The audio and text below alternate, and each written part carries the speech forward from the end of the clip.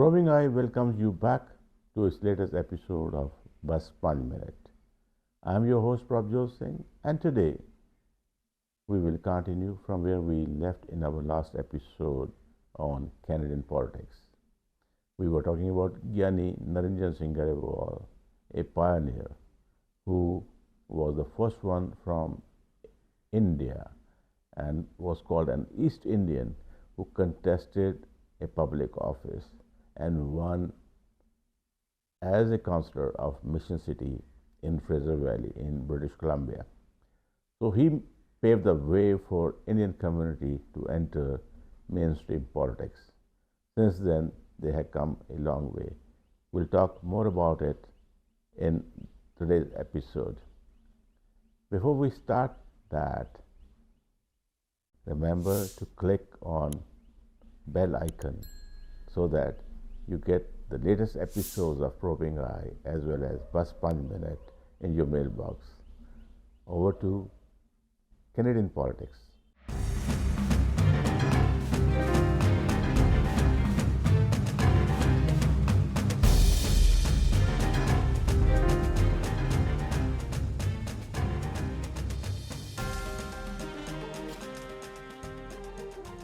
So we were talking about Canadian politics and the role Giani Naranjan Singh Grewal played in initiating the South Asian community into Canadian politics.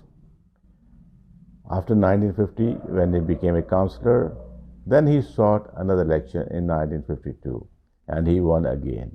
And because he was well respected and he commanded the people's faith and trust, he became the mayor of Mission City.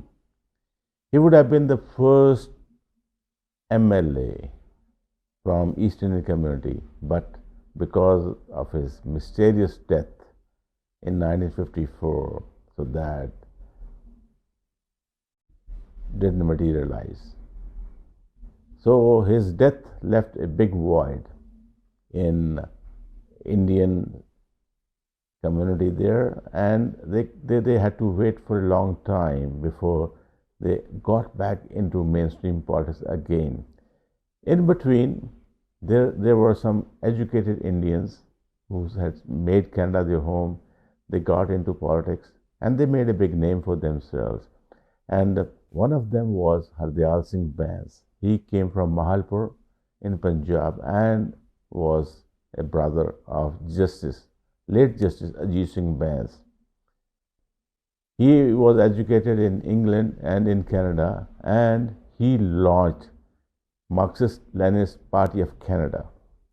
And that was a party that started fielding candidates in almost all federal and provincial elections. He not only initiated the leftist movement in Canada, but also tried to influence the working class and created his cells everywhere. That's why some of the candidates in initial years in federal politics, say in the late 70s, early 70s and early 80s, were candidates from Naranjan Singh's party. And then there were some independents also. They tried to contest as independents, but they were not successful, though they didn't get much of support from Canadian voters. Rick Hundal, for example, was the one who contested from Vancouver South and got less than 100 votes. And then, as I mentioned yesterday, Master Hari Singh, he contested on Liberal and lost narrowly, and he accused the mainstream party of letting him down.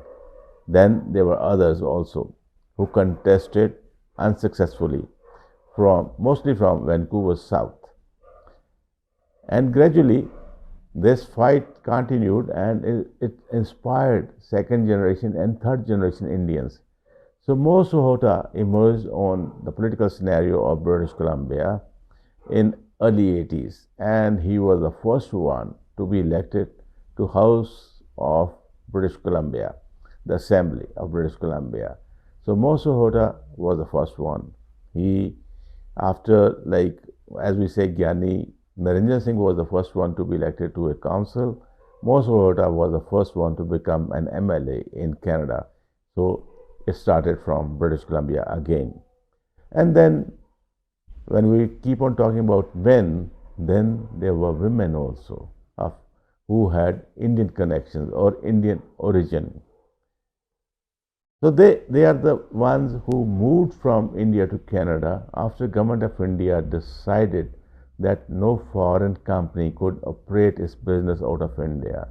So some of the companies which were owned by Anglo-Indians or the British companies, they had to move out of India. Either they changed their ownership or they exactly moved out of India to other countries like Canada.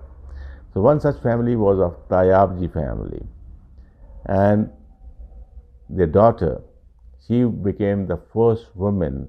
She was born in Kolkata, and her father ran a winery in India. And when they moved to Canada, they again set up a winery in British Columbia. So Judy Tayabji was elected in 1991, and she was the youngest to be elected to an assembly in Canada. And she was pregnant when she contested the election, and she is also not only the first woman of Indian origin to be elected to a British assembly, but also the first woman to give birth to a child while being a legislator. So this is how the women also got initiated into Canadian politics, initially in provincial politics. So the journey started by Giani, Naranjan Singh, then Mohota, and then Judy Tayabji has seen the Indian community grow its influence in Canadian politics at all levels, at municipal levels, at provincial level, and at federal level. In coming episodes, we will continue talking about how they progressed and how they helped various parties, including the Liberals, the Conservatives, New Democrats, as well as Green Party in their political struggles in Canada. And today, when Canada is preparing for its next election on April 28th, Indian community is very active and it hopes to improve its position in House of Commons.